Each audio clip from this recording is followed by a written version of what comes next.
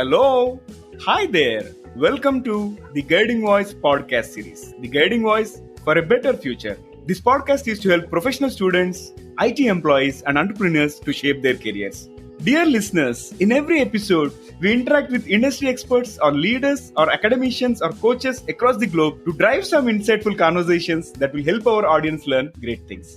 Also, we share an interesting trivia or fun fact about the IT world towards the end of every episode. Thank you for tuning in. This is Naveen and with my co-host Sudhakar. So folks, Agile methodology has changed or transformed the IT industry initially, and now it started spreading its wings and spreading its benefits to other domains. Because Agile has a lot of advantages in terms of launching the product quickly and with a close partnership with the customers or the users that are part of the entire ecosystem. So Agile has changed the way work is being done, the way products are being launched, the way IT projects are delivered, and the way services are delivered. So given that Agile has a lot to do with regard to transforming the businesses, transforming the way we work, so on and so forth, we were pondering if there is any role of HR, the human resource professionals, in the Agile transformation.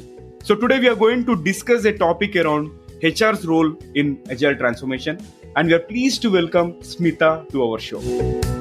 Smitha Yadav is an extremely motivated woman who leads from the front. Being agile, disciplined, and staying organized are her personal traits for being so much successful. Her advice to all listeners is to pursue their dreams without setting any boundaries. With 14 years of rich experience in human resource business partnering and total rewards, Smitha Yadav has been part of the leadership team responsible for strategic and operational management of highly successful organizations. Smitha has steered the workplace and people agenda of globally dynamic organizations like Virtusa, Mindtree, Kony, and CDK Global. In her current role, Smitha is building strong and productive relationships with her key stakeholders. As part of that, she engages with people and business to bring about required behavior and winning attributes to exceed performance outcomes. Smitha's primary focus areas include building inclusive and a great place by employing positive psychology and mindful leadership principles for empowering leaders to deliver their best individually and collectively as a cohesive unit. Smitha, welcome to our show, and we really appreciate you taking time. Thanks Naveen and Sudhakar for partnering with me on this such a big, remarkable platform. I must say you guys are simply amazing. Thanks for having me here. Thank you, Smitha, for taking time, and support from the audience and the guests like you are actually keeping us continuing this journey of transforming the lives of students and young professionals. On that topic, Smitha, let us talk about your overall human resources journey. How would you describe it? Meaning, what are some of the key elements that helped you to soar professionally? Sure, that's a very interesting question, Sudhakar. So I would like to describe this in just two words, and that is roller coaster ride. And why I say it's a roller coaster ride? Because, my journey of 14 years has been filled with excitements, highs, lows, and most importantly, it was fulfillment. The last decade in the industry itself has been, immense learning, right from my internship days when I started my career to the HR leadership role that I am currently in. And to add to that, I think the HR function in the high-tech industry itself was evolving by leaps and bounds, and I was fortunate enough to grab the right opportunity, which included automating the HR offerings, drawing insights and meaningful analysis to enable impactful talent-related decisions. The business agenda has always been towards retaining the top and critical talent of an organization, and I am a personal believer of the statistics which says that 30% of the talent contributes to 80% of the productivity. And because this whole intention of the podcast is to cater to the freshers as well, right? And people who are getting trained into HR right now. Another area which we are working currently as an industry is to hire, engage, develop, and retain the millennials. So it is this millennial generation which is going to, become the future leaders. And I would just like to, tell them about 3 mantras that I followed so far in my career, and I believe in are: accelerate the learning curve, right? It is very important that we raise our hands for the most complex projects and not, feel scared or shy about it. Collaboration, working towards greater good by co-owning goals with the business. Resilience, not being deterred by failures and working with renewed vigor and focus. Great points there, Smitha. The current generation of HR, or for that matter any organization, are going through the times of managing the 4 generations. Just to add, we are currently working with the baby boomers, the Gen X, the Gen Y and the Gen Zs. Absolutely. Those are the 4 generations that I was talking about. And like everything, HR function also is going through a stage of transformation and evolution, right? Especially during this pandemic situation. How do you engage with employees in these tough times where you don't get an opportunity to meet with most of them in person? And how do you tackle it from HR standpoint, Smitha?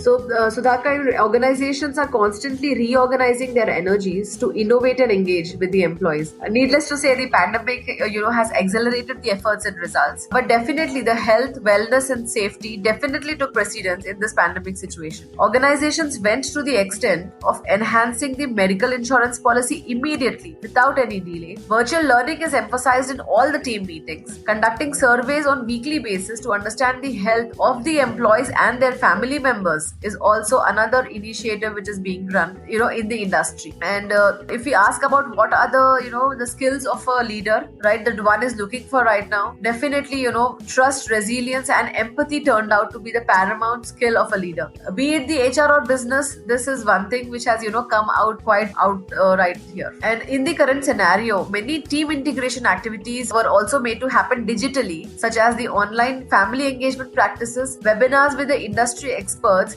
which is not only limited to the business but also to the health and wellness of the employees, right from having online classes with the yoga instructors to having something on stress and anxiety, to helping women, because we always see that women play 2 different roles at home, and the generation definitely is changing for greater good. We see men and women partnering together, but how to make it seamless, tips were being given by the experts in that area as well. So we made it come out that way. Online communication exercises, virtual challenges, a lot of recognition and acknowledgement, right? So many things were being part of the initiatives that we were looking for our employees to feel engaged about. And employees also about the organization. When it comes to the employees, they also are feeling quite committed to the organization and have stayed motivated throughout this tough time of pandemic.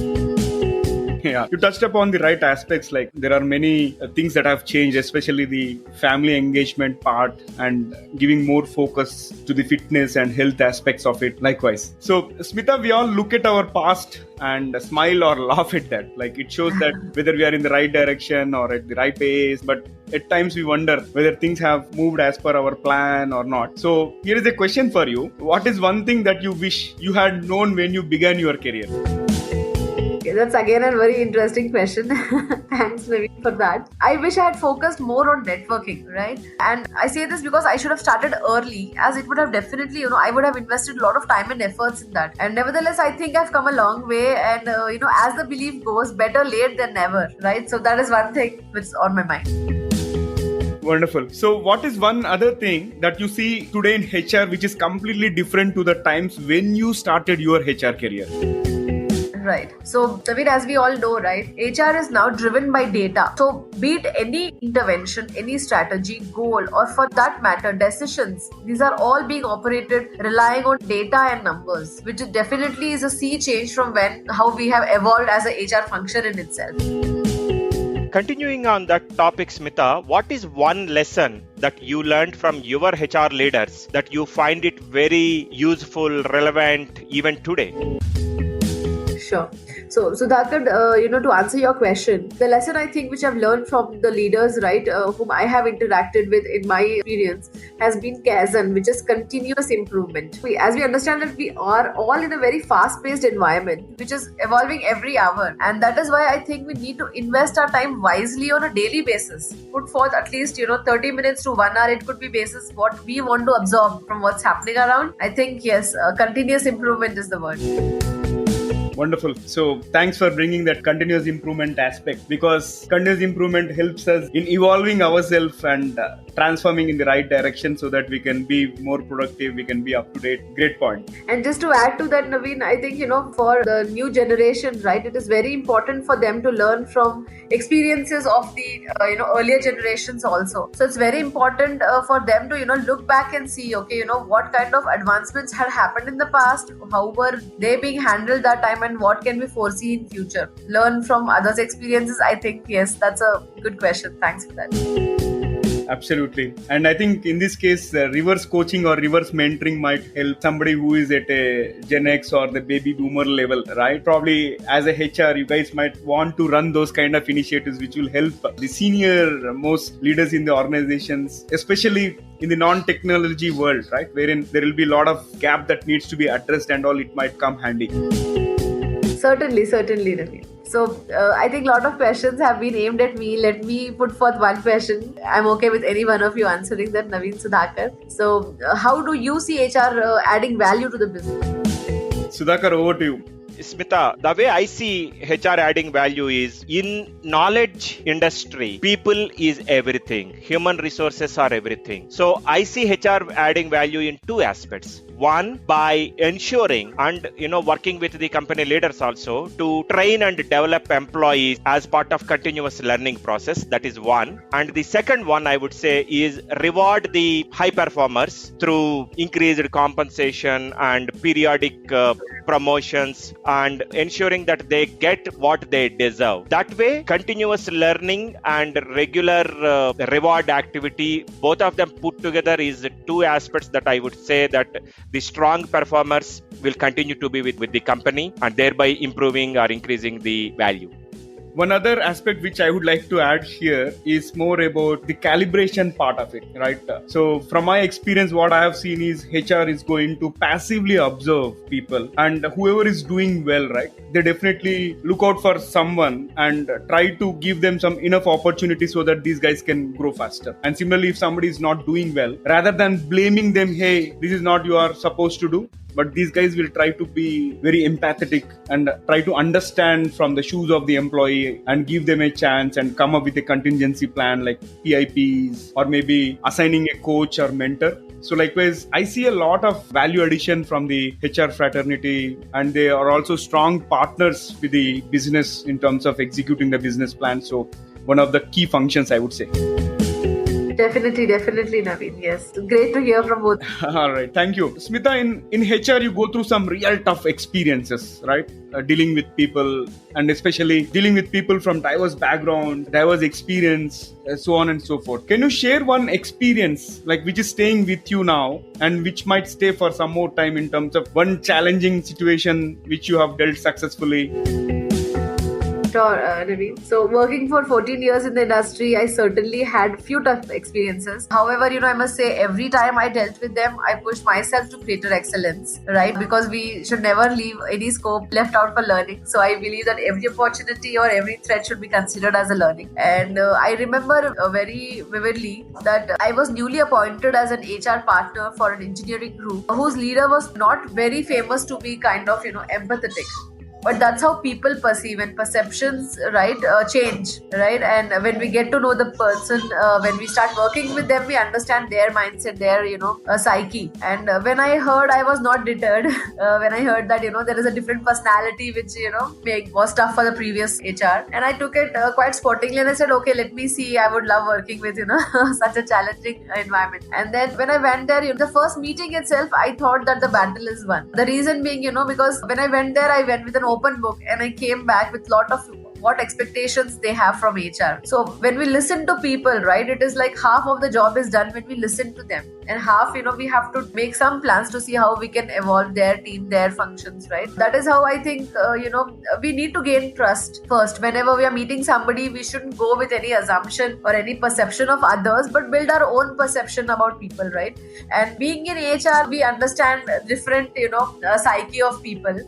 There's a lot of learning that we do in our own textbooks, which I am a strong believer of books, and I've read a lot about different personality types. And when I, saw this person, I knew that this person was quite impulsive, but in the positive way. People don't work with him, may not know him, but I definitely felt that this is one person who is quite passionate about something, and that's why doesn't believe somebody so easily, right? But perception changed after we started working, right? Because when we work with the business leaders, there is a lot of work which happens around meeting the teams, hearing the challenges, sharing with leaders, right? Basically building a bridge between the leadership team and the employees also. So that way I definitely enjoyed that experience, because I was not being welcomed much, but it changed, right? The meeting culminated into many other meetings, and then we got quite comfortable with each other, trusted each other on the decisions that we were making on our people. And just to add, I feel an important skill every HR should have is to gain trust and be able to influence.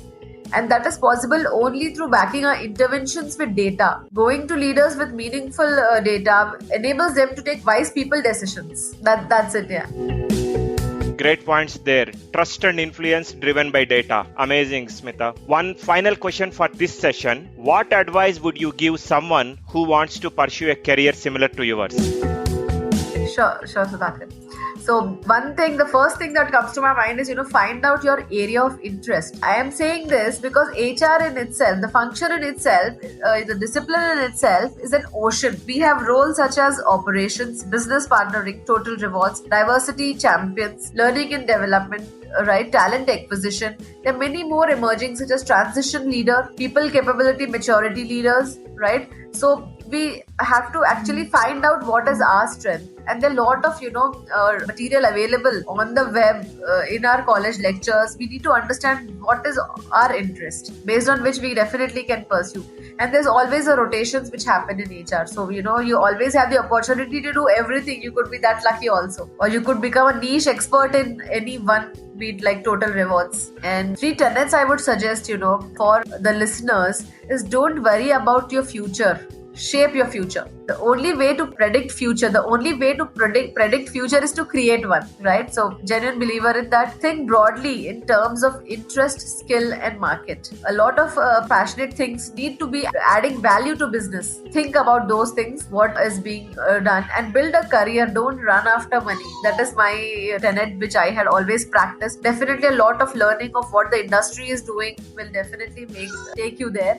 But don't run after money, build a career, money will follow you. And lastly, as a closing thought, right, this word is originated from South Africa. I would just want to tell the listeners about this. It's a closing thought. It's Ubuntu. Ubuntu means I am because you are. In simple words, right, demonstrate gratitude. Always stay in touch with your peers, your leaders. Build a network. It will take you and others a very long way, professionally and personally. Excellent. Thank you so much for joining us today, Smitha. It was indeed great to talk to you about HR's roles in this agile and dynamic transformation world. We really appreciate you sharing your thoughts, and thank you very much for taking your time. Thanks, Sudhakar. Thanks, Naveen. I really appreciate all the hard work which goes in the background. The intent is very, I can say genuine, with which we are running this platform. So thank you for that. Thank you for your kind words and the support. I appreciate it, Smitha. And folks, if you have liked this episode, please share with at least 3 of your friends or colleagues for whom you care for. Because the Guiding Voice podcast series is a purely not-for-profit venture, and our team puts in a lot of effort to bring the best conversations to all our listeners. And our purpose is very clear. We want to provide curated guidance to all the professional students out there, be it from engineering, B schools, and all the IT employees and entrepreneurs, so that all of you can make informed decisions based on the insights that are driven by the industry experts, coaches, leaders, or academicians across the globe. Because if you share this with your friends, it helps them also learn great insights from every episode. Or if you're listening to the Guiding Voice podcast on the Apple podcast, please do not forget to leave a review and a 5-star rating, because every rating will help us expand our reach and contribute to our mission to shape the careers and lives of millions of people across the globe. And if you are watching the episode on YouTube, please do not forget to hit the like button and subscribe to our channel. And last but not the least, I want to reiterate, please share with at least 3 of your friends or colleagues. Thank you so much in advance. All right, so it brings us to the trivia segment of today's episode. And today's trivia is about Ethernet networking. And folks, here comes the question. Do you know which company invented Ethernet networking? You may be wondering it might be Cisco or AT&T, but the company which is known for photocopying machines, Xerox, right? It is the company which has invented Ethernet networking. I'm sure you might have not guessed about it, but it is the fact. Interesting, isn't it? Thank you for listening. There is more in store, folks. Stay tuned. Take care. Be safe. Until next time. Bye-bye. And we are signing off.